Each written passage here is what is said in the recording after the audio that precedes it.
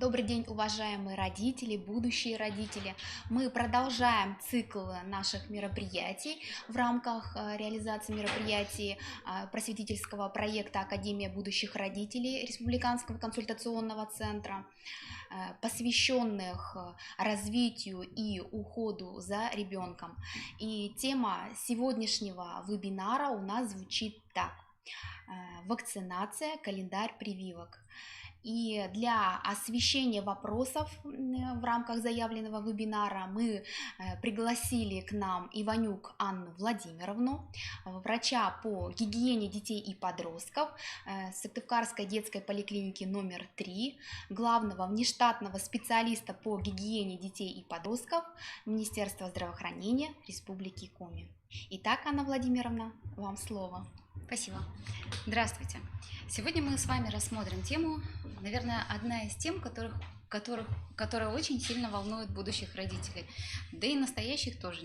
Нужно не забывать о том, что вакцинация – это тема, которая волнует также и взрослое население. Существует ряд прививок, которые делаются и во взрослом возрасте.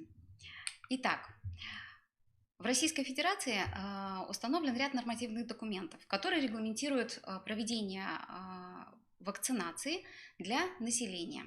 Министерство здравоохранения Российской Федерации приказом от 21 марта 2014 года номер 125Н утвердило перечень и национальный календарь профилактических прививок и профилактические прививки по эпидпоказаниям.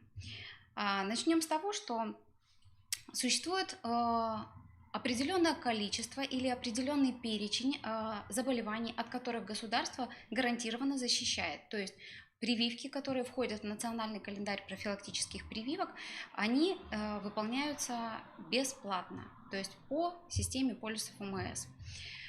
Вот смотрите, на данном слайде предоставлена информация, которая говорит о том, что в Российской Федерации от инфекций левый столбик – это инфекции, от которых идет защита по национальному календарю профилактических прививок. Плюсики стоят там, где у нас действительно подтверждено наличие данной инфекции в национальном календаре. Крайний правый столбик говорит нам о том, количество стран, использующих вакцину в национальных календарях. Национальный календарь существует, конечно, не только в Российской Федерации. Большинство стран мира имеют свой национальный календарь в соответствии с перечнем тех инфекционных заболеваний, которые наиболее распространены на их территориях. Можете посмотреть, что вакцина от туберкулеза используется более чем в 100 странах.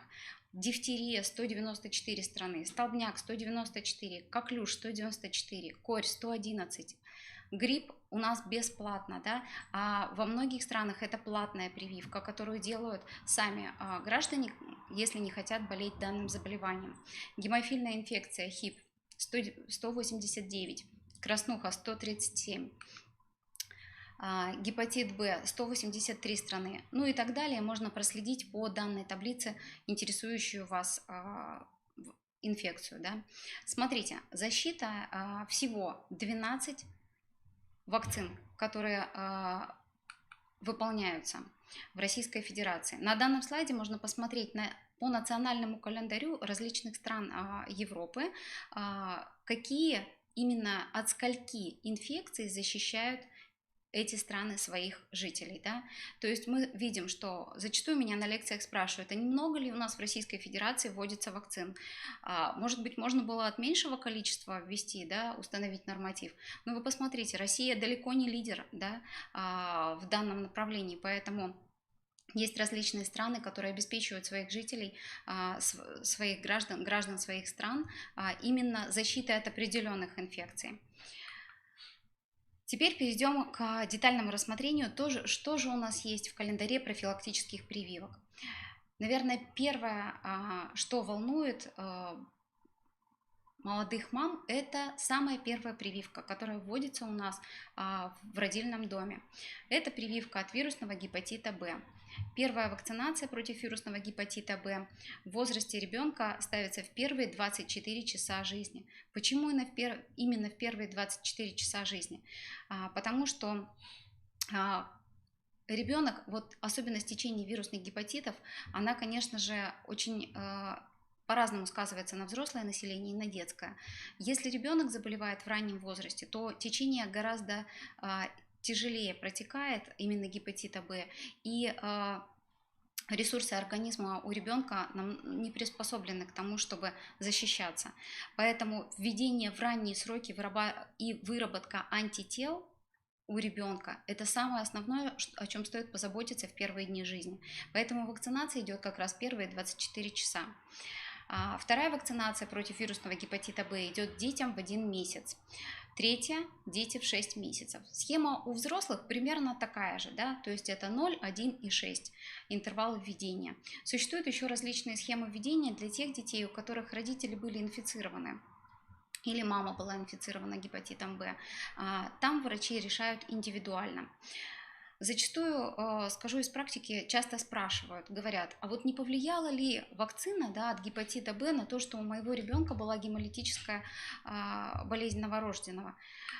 Хочется сказать, что это абсолютно не соответствует действительности, и происходит это немного из-за других механизмов, незрелости именно системы, в том числе разрушение эритроцитов. Поэтому организм ребенка не успевает перестраиваться и реагирует именно вот желтушным цветом, да, кожных покровов. Что такое инфекция гепатит Б? Да? Какая это инфекция? Инфекционное заболевание вирусной этиологии, протекающее в виде острого или хронического воспалительного заболевания печени. Вирусный гепатит проникает в кровяное русло, то есть вирус гепатита, с током крови разносится в печень, где внедряется в клетки и размножается. Естественно, человек, который обладает иммунным статусом, то есть защищающим, данный вирус не развивается в полноценное заболевание, то есть вы будете защищены. Второй инфекцией, с которой, наверное, нежелательно встречаться ребенку, является пневмококковая инфекция. Зачастую считается, что очень многие люди могут быть переносчиками данной инфекции, а подвержены ей особенно дети и особенно тяжелому течению. Поэтому возраст детей до 2 месяцев является одним из необходимых возрастных критериев и вводится детям в 2 месяца, в 4,5 и в 15 месяцев. В 15 месяцев у нас уже идет ревакцинация, 2 вакцинации, 1 ревакцинация. Вот этот комплекс, да, из 3 введений вакцины гарантирует нам защитный уровень антител для того, чтобы ребенок был не подвержен. Вот заметьте, заканчивается на возрасте 15 месяцев, то есть дети гипотетически будут защищены гипотетически по возрасту, потому что если возраст 12 месяцев, допустим, в год кто-то может отдавать детей в частные детские сады, или же, если у них благоприятная обстановка, то может отдавать и в государственные, да, с 1,5 лет. Поэтому ребенок до формирования коллектива должен быть привит в том числе от этой инфекции. Почему ребенка вообще необходимо вакцинировать против пневмококков? Пневмококковая бактерия живет в носоглотке, передается воздушно-капельным путем. Их очень большое количество, и опасность, естественно, это развитие осложнений, да? Осложнений таких как отиты, бронхиты, менингиты. Это крайне тяжелые заболевания, до которых лучше не доводить. Поэтому вакцинация является одним из специфических мер профилактики данной инфекции. Переходим к заболеванию дифтерия, коклюш, столбняк, то есть вакцинация от 3 инфекций. Сроки введения я перечислять не буду, вы видите это на слайде. Вакцинации, 3-я вакцинация, 1-я ревакцинация, именно коклюш, дифтерия и столбняк. Столбняк считается одним из смертельных заболеваний. Ранее до изобретения вакцины умирало очень большое количество людей, и в тех странах, в которых особенность, допустим, медицинского наблюдения была такова, что были даже страны, в которых пупочную ранку присыпали золой, которая также могла содержать кластридии. Естественно, в современных условиях, да, в цивилизованной медицине это недопустимо. Но существует ряд стран, в которых данное заболевание является одним из основных показателей высокой смертности, в том числе младенчества. что хотелось бы сказать конкретно по каждому из этих заболеваний. Вот на данном слайде рассмотрим коклюш и дифтерию. С левой стороны слайда видно признаки развития заболевания коклюш: сухой навязчивый кашель, усиливающийся по ночам. Постепенные приступы кашля становятся чаще, до 30 раз в день. Отечность лица, в частности век, затрудненный вдох и остановка дыхания при кашле. Данные симптомы очень тяжело переносятся детьми, особенно раннего возраста, когда кашель довольно-таки труден, да, потому что в силу недоразвития мышц пресса, брюшных мышц, откашливания и вообще сам кашель, физиологический механизм кашля, он очень-очень изнуряет ребенка. Плюс периодически возникающие моменты отсутствия дыхания, апноэ, да, они вызывают, конечно, естественную тревогу у родителей и медицинского персонала. В течение данного заболевания может развиваться и конъюнктивит. Температура тела может оставаться нормальной. Естественно, хотелось бы поговорить об осложнениях. Это такие осложнения, как пневмонии, бронхиты, плевриты, гнойные отиты. Заболевание очень неблагоприятно протекает, особенно у непривитых детей, поэтому желательно, конечно же, специфической профилактикой коклюша, тем более, когда мы понимаем, что в одной вакцине у нас содержится 3 антигена, которые позволяют выработать ответные антитела в организме ребенка, это очень хорошо. Травматический фактор, то есть введение одно, а защита уже от 3 инфекций. Дифтерия.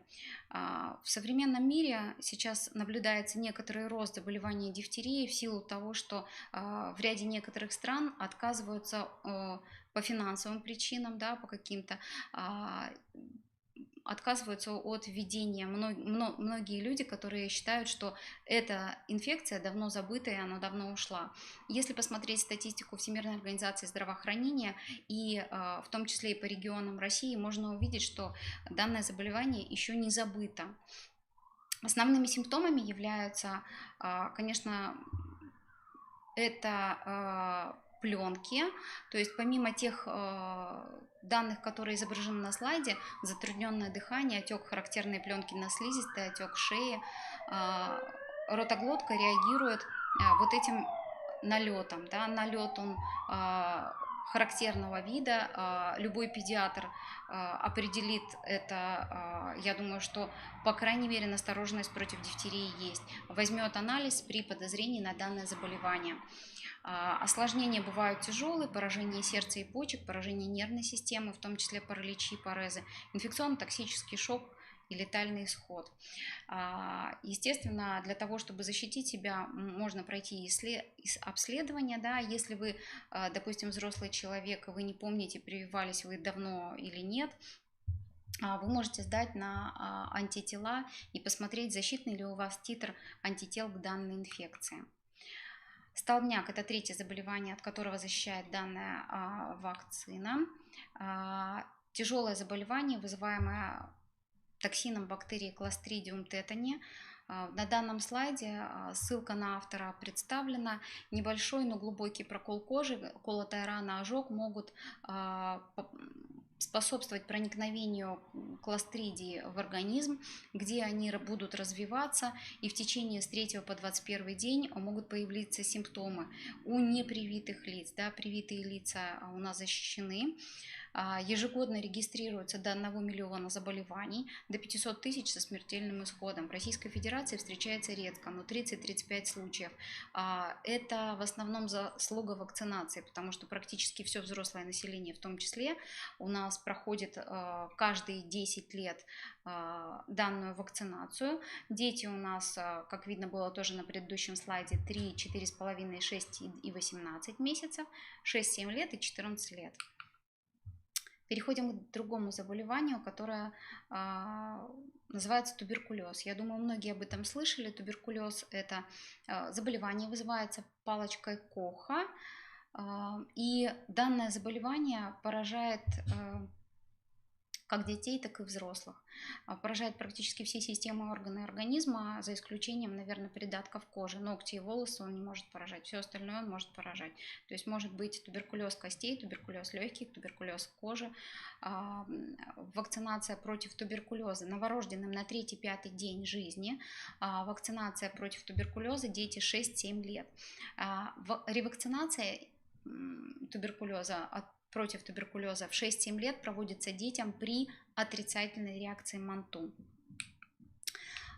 Раньше по предыдущему календарю, национальному календарю профилактических прививок была рекомендация прививать детей в 14 лет. В данном действующем календаре национальном календаре прививок отменена эта рекомендация, потому как дети до 14 лет уже практически всегда вырабатывают защитные титры, встречаются, да, с палочкой Коха.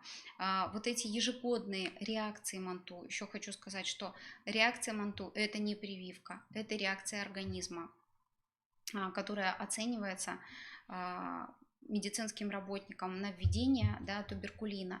Она проводится ежегодно до возраста 8 лет. В 8 лет у нас начинает проводить диаскин-тест.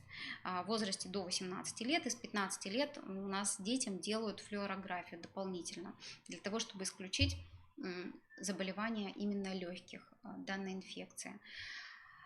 Что хотелось бы сказать, что из симптомов это длительный кашель, зачастую температура невысокая поначалу при заболевании, ночная потливость характерна, и притом кашель сейчас не является основным фактором. Если, допустим, десятки лет назад считалось, что при кашле сразу же подозрение возникало на туберкулез, то сейчас кашель не всегда характерен, зачастую это просто такие некие поперхивания, да, то есть такой кашель не навязчивый, но тихий, не громкий, не лающий. Ночная потливость, снижение веса, слабость, повышение температуры до 37,5, ну и кровохарканье как один из симптомов уже заболевания. Кто, конечно, в группе риска? Это курильщики, пожилые люди и дети. Меры профилактики тут тоже озвучены: здоровый образ жизни, правильное питание, отказ от курения, индивидуальная посуда, особенно вне дома, то есть кафе, рестораны какие-то небольшие. Если есть возможность одноразовой посуды, конечно, можно воспользоваться одноразовой посудой, тоже как мера профилактики. Следующее заболевание – полиомиелит. Вот это заболевание, оно характеризуется тяжелым течением, особенно у детей, да, и поэтому дети, посмотрите возраст. Первая вакцинация против полиомиелита дети в 3 месяца. До 3 месяцев и вообще до полугода считается, что ребенок менее активен, и он находится в основном в контакте с мамой, папой, бабушкой, дедушкой, то есть близкими родственниками. И ребенок не посещает большое количество людей, и возможность заразиться у него гораздо меньше. Поэтому начинают прививать как раз до начала контакта с окружающим миром. Дети в 4,5 месяца, третья вакцинация дети в 6 месяцев, первая ревакцинация в 18 месяцев, вторая в 20 и третья в 14 лет. Данное заболевание считается довольно тяжелым при течении у непривитых детей. Заболевание, вирус попадает через рот, размножается в кишечнике, инкубационный период продолжается в среднем от 5 до 12 дней, вирус поражает нервную систему и возможно развитие полного паралича. Состояние действительно тяжелое. Препаратов, которые могут лечить данное заболевание, практически нет, именно противовирусных, да, то есть именно этиотропной терапии. Поэтому основным фактором является, конечно же, вакцинация, профилактики. Головная боль, высокая температура, сильное напряжение мышц шеи, тошнота, усталость. Но вот про данное заболевание еще хотелось бы сказать. А вот про него вспоминают в основном люди, когда начинают собираться в детский сад. То есть по каким-то причинам откладывали, допустим, введение препарата, либо считали нецелесообразным, либо считали, что, допустим, ребенок болеет, часто болеет. Я бы хотела сказать, что существует, конечно же, никто не скажет вам, и заставить вас привить ребенка никто не может, но, во-первых, оценивая риски, вы должны принять решение о вакцинации именно с вашим лечащим врачом совместно.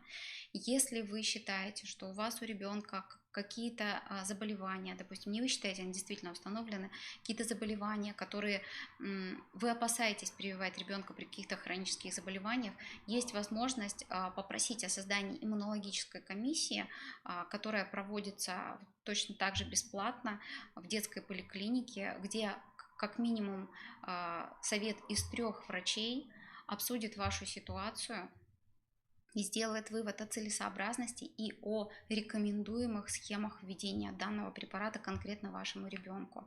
В основном дети переносят хорошо, осложнений практически это не реактогенная вакцина. Единственным, наверное, таким вот моментом до посещения садика является то, что детей, которые привиты оральной вакциной, они разобщаются с детьми непривитыми. То есть зачастую родители непривитых детей просят не переводить никуда их ребенка из группы, потому что они привыкли к воспитателю, они привыкли к младшему персоналу, к нянечке. Но, к сожалению, в данной ситуации закон на стороне детей, которые прививаются. И разобщают детей минимум на 60 дней. То есть обязательное разобщение в детском саду на 60 дней. Потому что, возможно, ребеночек, который не привит, он может получить вакцинно-ассоциированный штамм, заболевания с этим связаны. Поэтому об этом тоже нужно помнить и до детского садика сделать необходимые прививки, чтобы ребенок мог посещать садик уже без каких бы то ни было моментов о переводе. Гемофильная инфекция. Эта инфекция в сроке введения у нас регламентируется 3, 4,5, 6 и 18 месяцев. Что можно сказать? Гемофильная инфекция, носительство в носоглотке. То есть бывают люди, которых она не характеризуется какими бы то ни было нарушениями со стороны здоровья. Они являются носителями. То есть не подвержены сами заболеванию, но могут спокойно передать это окружающим. Здесь нарисована носоглотка, естественная среда обитания для капсульных микроорганизмов, носительство бессимптомное. И вот единственное средство профилактики гемофильной инфекции является вакцинация, потому что других средств профилактики просто не существует. Осложнения представлены, они тоже характерны для данной инфекции. Корь, краснуха, паротит. Вот если обратить внимание, корь, краснуха и эпидпаратит. Вакцинация против кори, краснухи и эпидпаратита проводится детям в 12 месяцев, то есть в год, и ревакцинация в 6 лет. Она проводится обязательно, то есть это тоже входит в перечень национального календаря профилактических прививок. И вот здесь сравнительная таблица по тому, как выглядит данное заболевание и что это за заболевание. Я думаю, многие слышали, что у нас сейчас происходит подъем заболеваемости по кори в различных городах и в том числе регионах Российской Федерации. Корь поднимает, как говорят, поднимает голову, да, и начинает свое победоносное шествие. К сожалению, эта инфекция высоко контагиозна. То есть, если те, кто смотрели наш предыдущий семинар по коронавирусной инфекции, ОРВИ и гриппу профилактике, видели, я предоставляла данные по кори, то есть базовое репродуктивное число кори, да, это то, сколько один человек может заразить вокруг себя при тесном контакте людей. Вот если при гриппе оно составляет 2, то есть 2 человека, то при кори он составляет 12-18. Вы понимаете, насколько это высоко контагиозная инфекция? Восприимчивость практически стопроцентная, как детского населения, так и взрослого населения. Естественно, взрослое население в силу определенных причин болеет тяжелее. Эпидемический паротит или заушница, ее еще часто в народе называют свинка, за счет того, что идет отек идет отек слюнных желез, протоков слюнных желез, да, и характерный вид пациента как раз вот как на картинке видим, что припухлости, да.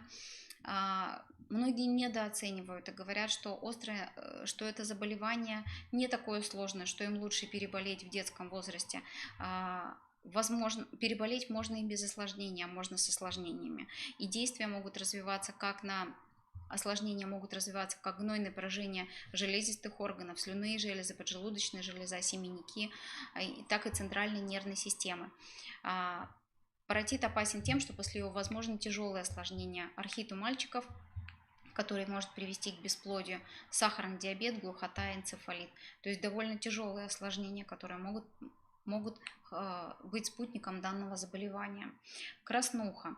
Острое инфекционное вирусное заболевание. Вирус краснухи обладает тератогенным действием.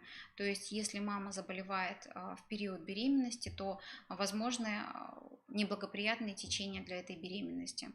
Особенно опасно заболевание, конечно, вот как я уже сказала, беременным. В этом случае могут родиться дети с синдромом врожденной краснухи, врожденным пороком сердца, катарактой, глухотой, микроцефалией и умственной отсталостью. Да. Конечно, никому бы этого не хотелось, поэтому у нас в национальном календаре профилактических прививок девочек прививают в том числе. Вакцина против гриппа. Вот в данной категории перечислены лица, да, дети с 6 месяцев. Заметьте, с 6 месяцев, до 6 месяцев считается, что ребенка защищают антитела мамы, которые она ему передала после рождения. Учащиеся первых 11 классов, обучающиеся в профессиональных образовательных организациях, взрослые, работающие по отдельным профессиям и должностям, работники медицинских, образовательных организаций, работники транспорта, коммунальной сферы, беременные женщины. По поводу беременных женщин хочу сказать, что беременные женщины, возможно, рекомендуется их прививать, но вакциной прививают без консерванта, то есть она отличается от обычной вакцины, поэтому это более безопасно и более щадяще. Поэтому беременные, не бойтесь прививаться, вакцинация защищает в том числе и вас, будущего малыша. Взрослые старше 60 лет, потому что у них более подвержены тяжелому течению и течению с осложнениями. Подлежащие призыву на военную службу, так как идет формирование воинского коллектива, лица с хроническими заболеваниями, в том числе заболевания легких, сердечно-сосудистыми заболеваниями, метаболическими нарушениями и ожирением. И нужно сказать, что прививаются ежегодно. Профилактика. Профилактику мы детально разбирали на предыдущих вебинарах, но вот здесь видно, что вакцинация, обязательно проконсультироваться, конечно же, с врачом по поводу наличия противопоказаний, допустим, к данной вакцинации. Я думаю, что вам вакцину без консультации доктора или фельдшера все равно не поставит никто. Поэтому, конечно же, консультация будет у вас, если вы изъявите желание. У меня это вся информация. Спасибо вам за внимание. Всего доброго.